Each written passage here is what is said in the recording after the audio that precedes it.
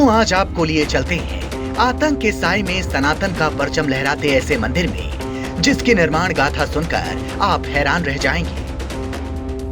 पहलगाम हमले के बाद पूरे कश्मीर में जिस तरह तनाव है, सीमा सरहदों से लेकर शहरों कस्बों तक जिस तरह अनहोनी की आशंका है,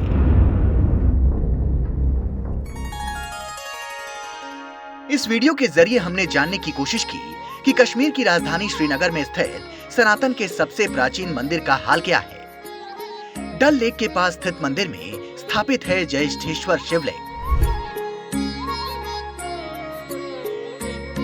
पूरी धरती पर इससे विशाल शिवलिंग किसी मंदिर में नहीं। सनातन का ये पुरातन मंदिर जहां आदि शंकराचार्य ने की थी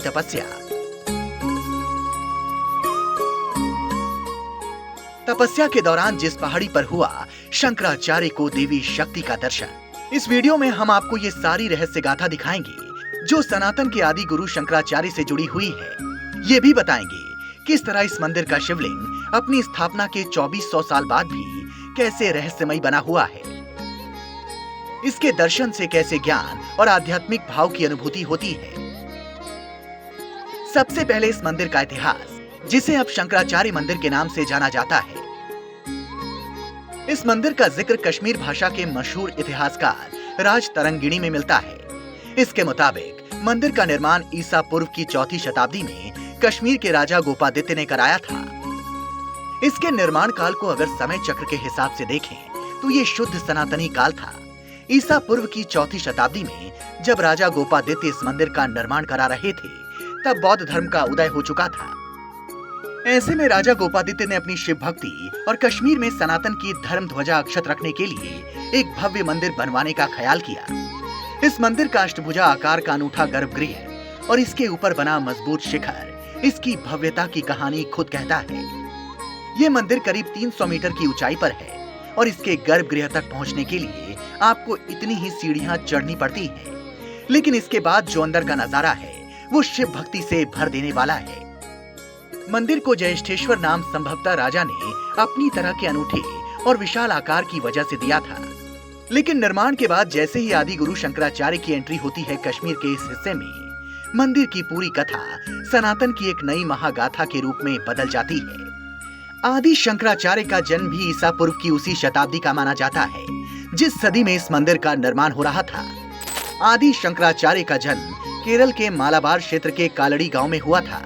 उनका जन्म वैशाख शुक्ल पक्ष की पंचमी तिथि को माना जाता है। शिव भक्त पिता ने अपने बालक का नाम शंकर रखा था। शंकर जब 6 साल के थे तभी चारों वेदों का ज्ञान प्राप्त कर लिया था।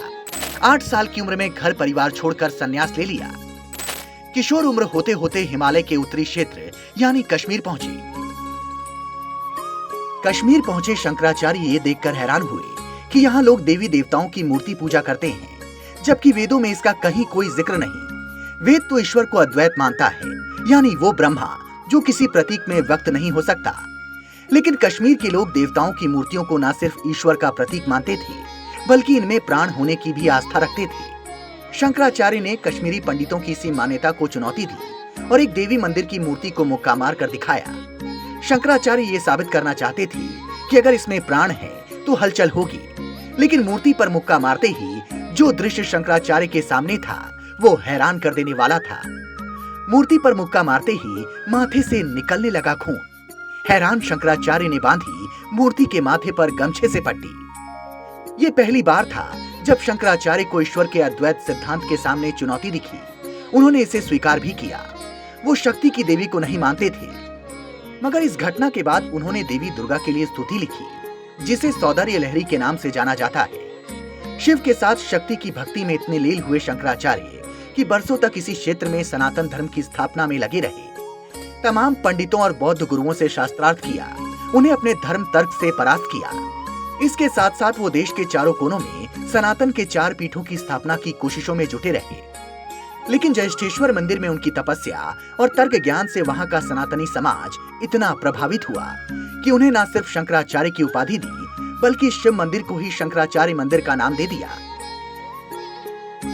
4 पीठों की स्थापना के बाद शंकराचार्य ने 32 साल की उम्र में केदारनाथ में समाधि ले ली। उनके पीछे ये मंदिर सदियों तक पूरे इलाके में मशहूर रहा। लोगों के चढ़ावे और दान पुण्य से ये देश के समृद्ध मंदिरों में गिना जाने लगा।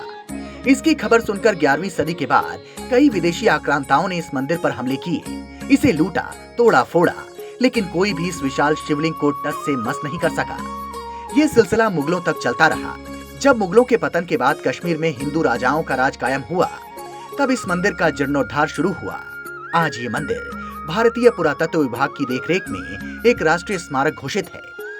मंदिर में सावन, शिवरात्रि और बैसाख के शुक्ल पक्ष में पूरे देश दुनिया से सनातनी सैलानी यहाँ आते हैं। निर्माण के 2400 साल बाद भी इस मंदिर की रौनक देखते ही बनती है।